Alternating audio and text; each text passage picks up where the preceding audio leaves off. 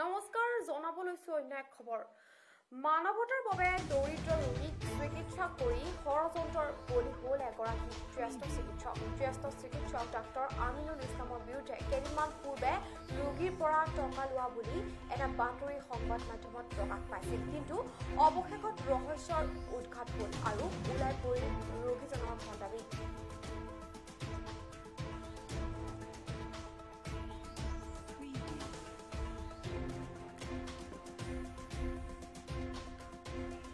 Doctor Aminul ইছলামৰ বিৰুদ্ধে দুদিনমান পূৰ্বে ৰোগীৰ পৰা টকা লোৱা বুলি একাধিক সামাজিক মাধ্যমত প্ৰকাশ পোৱা পিছতে আমাৰ সংবাদদাতাই গ্ৰাউণ্ড জিৰ' ৰিপৰ্টৰ বাবে ৰোগী আৰু চিকিৎসাৰ বাবে ডক্টৰ আমিনুল ইছলামক লগ ধৰি প্ৰকৃত তথ্য উদ্ঘাট কৰে চিকিৎসকজনৰ পূৰ্বৰ চিনাকি এটি দুৰ্ঘটনাত গুৰুতৰভাৱে আঘাতপ্ৰাপ্ত বৰ থানা অন্তৰ্গত সত্ৰকণাৰ 15 নং চিটৰ বৰ্তমান বাসিন্দা বৃদ্ধ আলী আকবৰৰ পৰিয়ালৰ লোকৰ অনুৰোধ ৰক্ষা কৰি অপাৰেশ্যন কৰিবলৈ মান্তি হয় চিকিৎসকজনে ভৰিত লগাবলগীয়া ষ্টীলৰ পাতি আদি কিনিবৰ আনিবলৈ দিছিল কিন্তু উক্ত সামগ্ৰী ফাৰ্মাচীত বিচাৰি নাপায় ৰোগীজনৰ পৰিয়ালৰ লোকে চিকিৎসকজনে কিনি অনাৰ বাবে টকা দিয়ে অপাৰেশ্যনৰ 2 মাহ পিছত সামাজিক মাধ্যমত চিকিৎসকজনৰ বিৰুদ্ধে এনেধৰণৰ অপপ্ৰচাৰ হোৱাত চিকিৎসকজন হতভম্ব হৈ পৰে আৰু স্বয়ং বৃদ্ধ ৰোগীজনীয়ে ভিডিঅ'টো ভাইৰেল কৰি অপপ্ৰচাৰত লিপ্ত হোৱাত ব্যক্তিৰ বিৰুদ্ধে তীব্ৰ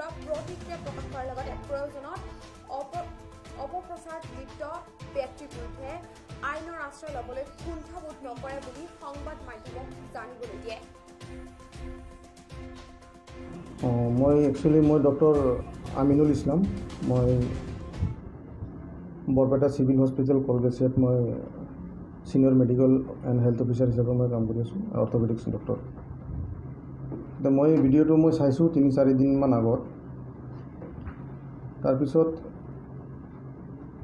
মই পেচেণ্টটোৰ বিষয়ে একচুৱেলি অলপ কৈ লওঁ মই কেনেকৈ অপাৰেশ্যন কৰিছোঁ তাৰপিছত পেচেণ্টটো মোটামুটি 2 মাহমান হোৱা নাই প্ৰায় 2 মাহমান আগত পেচেণ্টটো মেডিকেলত ইমাৰ্জেঞ্চিত গৈছিলে যোৱাৰ পিছত তাৰপিছত পেচেণ্টটো মই যেতিয়া গৈ চালোঁ তেতিয়া মই দেখিলোঁ পেচেণ্টটো মোৰ আগৰ পৰাই মোৰ আহি থাকে আগৰ পৰাই চিনাকি পেচেণ্ট তাৰপিছত মই এক্সৰে কৰিব দিলোঁ এক্সিডেণ্ট RTA পেচেণ্ট এক্সৰে কৰাৰ পিছত মই দেখিলোঁ 3 জাগাত ফ্ৰেকচাৰ আছে ফিমাৰ ফ্ৰেকচাৰ আছে পেটেলা ফ্ৰেকচাৰ আৰু প্ৰক্সিমেল টিবিয়া ফ্ৰেকচাৰ আছে তাৰপিছত পাৰ্টিৰ লগত মই কথা পাতিলোঁ কথা পতাৰ পিছত মই ক'লোঁ যে এইটোতো বেয়াকৈ ফ্ৰেকচাৰ হৈছে এইটো অপাৰেশ্যন লাগিব এইটো যিমান জলদি পৰা যায় তাৰপিছত পাৰ্টিয়ে মান্তি হ'ল এতিয়া ক'লে এতিয়া যি কৰিব লাগে আপুনি কৰক এতিয়া আমি আছোঁ তাৰপিছত মই পাৰ্টিক ক'লোঁ এনে কথা ইমপ্লাণ্টবোৰ কিনিব লাগিব অপাৰেশ্যনৰ কাৰণে যোনবোৰ ইমপ্লাণ্ট লাগিব পাৰ্টিয়ে ক'লে ঠিক আছে কিনিম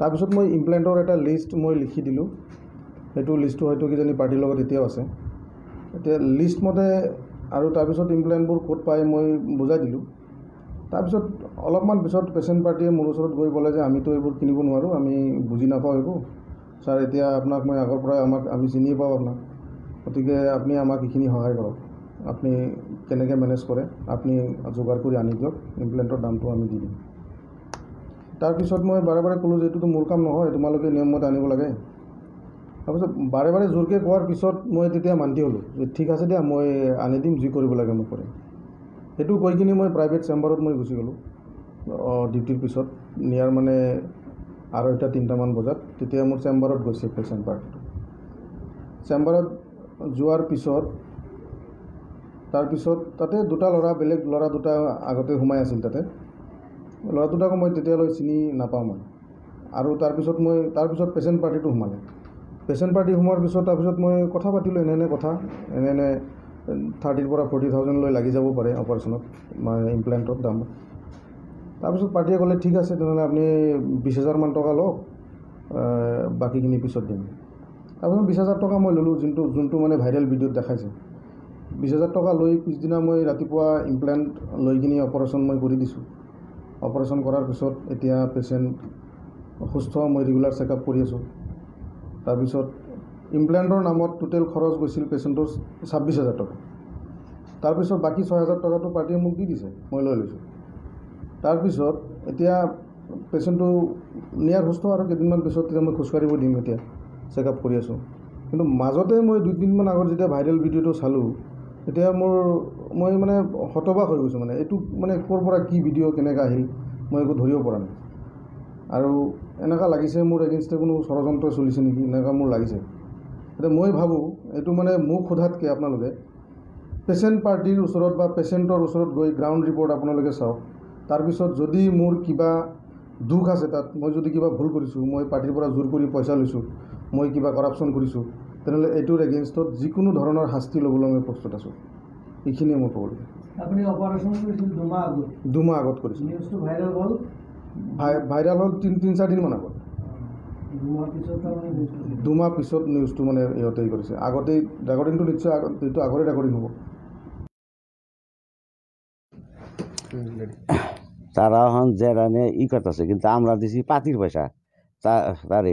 কিন্তু আমি হসপিটালে 10-12 দিন থাকায় গেছি, তারা আমার খোঁজ খবর নেই, আমি তাকে চিনি না। এই যে টাকা পয়সার কথা যে তারা একটা বদনাম বাইর করছে ডাক্তারের, কিন্তু এটা মিশা বদনাম বাইর করছে তারা এই যে আমি যে মেডিকেল আছিলাম আজ পর্যন্ত আমার খবর নেই। তাহলে এই বছরে 1 মাস 25 দিন হয়ে গেছে গা, ওখান তারা এই কথাটা কয় মিশে একটা পুরসার ওঠায়। তাইলে তারা যে কাম গুণা করছে আইনে বিধি ব্যবস্থা যাওয়ায় আমিও নিব। তাইলে আমি যদি আইন করা হারে আমিও আইন করুম তার উপরে। ইস্তনাঘাত তারা করলো না। তারা এত যদি আমার দৌড়ি, তাহলে আমি যখন হসপিটাল আসলাম তখন তাকে এই সময় করোনা চলবে ব্যবস্থাটা। তারা হসপিটালে যখন আসলাম আমার কোনো খোঁজ খবর নাই তারা। ওখান তারা কার কাছে হই নাকি তারা টেয়া খাইবার নাকি একটা ব্যবস্থা নিছে এইটা। তাহলে আমিনুলের কাছে টিয়া চাইছে দেড় দেখে তারা একটা ফস একটা করছে এই বস্তুটা, যে এইটা যে সরকারি মতে আইনে যে এরা খাটে আমিও সেইটা করুম, তার উপরে কেস করার নাকি মামলা করার নাকি আমিও করুম। কার বিরুদ্ধে করব কেস আপনি? যে এই নিউজ লাইভে দিছে সেই তার উপরে আপনার নুহুদি দিছে সেইকাৰণে কৰিব। হ্যাঁ আমাৰ আপনাৰ যেতিয়া যিজনে নিউজ কৰিছে আপোনাৰ ওচৰত আহিছিল নে? না আহা নাই, আহা নাই। আপোনাৰ সোধাও নাই যে নিউজ কৰিছে? আপুনি যে পইচা দিছিলে এই ডাক্তৰক, এইটো আচলতে তেওঁলোকে আপোনালোকৰ লগত আছিল নেকি? না আসাল্লাহ নাছিল না? না। তারা এখন যেটা নিয়ে করতেছে, কিন্তু আমরা দিছি পাতির পয়সা তারে। কিন্তু আমি আৰু এই খবৰটি জনাই ষ্টুডিঅ' মুজাপা বিদায় লৈছোঁ। পৰৱৰ্তী খবৰৰ বাবে চাই থাকিব আপোনালোকৰ প্ৰিয় চেনেল PI নিউজ। ধন্যবাদ।